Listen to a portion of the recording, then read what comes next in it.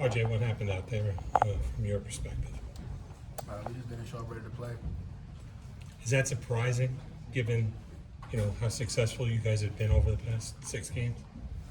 There. History says night games in the Valley are some of the toughest places to play anywhere in the country. Why were y'all not able to capitalize on that energy that was in there early on? I feel like we just didn't take advantage of the momentum we had, and we didn't play complementary football. Defense would get a stop, offense, would go get stopped, and then offense would go score, and then we would, give up a touchdown. So, just, especially coming out of halftime, we just didn't capitalize. As one of the leaders on this team, how do you make sure the guys, understand that there's still plenty to play for? There's 12 teams that can make the playoff this year, not just 4, and there's still a lot of goals that if you win out, you can still come. Yeah, I mean, we don't control our destiny anymore, which is really sad, knowing that this is my last shot at this thing.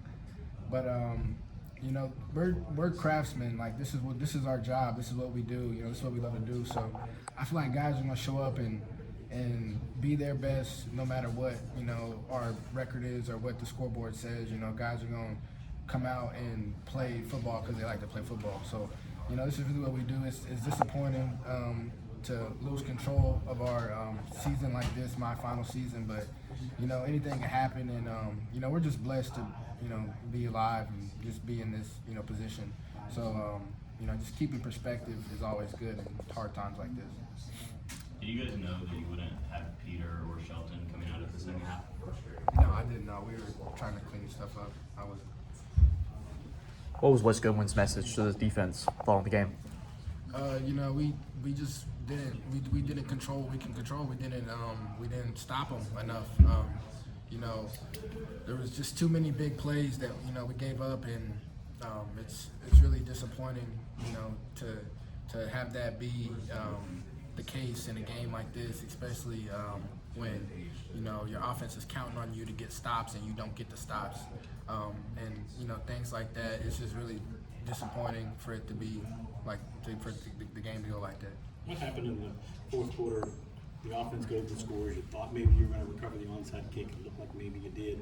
And the first play when Louisville comes out, bam, they go 50 yards for a touchdown. Were you almost deflated that you didn't get the onside kick, or what happened from your perspective on that play? We just tried to control what we can control. The refs made their call, whatever that was. I mean, obviously it wasn't what we agreed with, but that was a technical issue. We just misfitted up a counter, and it goes for 50 yards down the sideline. So all it takes is one guy in the wrong place, not doing his job, and the ball goes for 50 yards. And that was the case all night. Whether it was me, whether it was somebody else, people were just a step out of and good teams make you pay for stuff like that on the highest level. So there's so much we got to clean up, and whenever we watch the tape, we're gonna be sick that we missed this opportunity. But we just got to get better at the end of the day.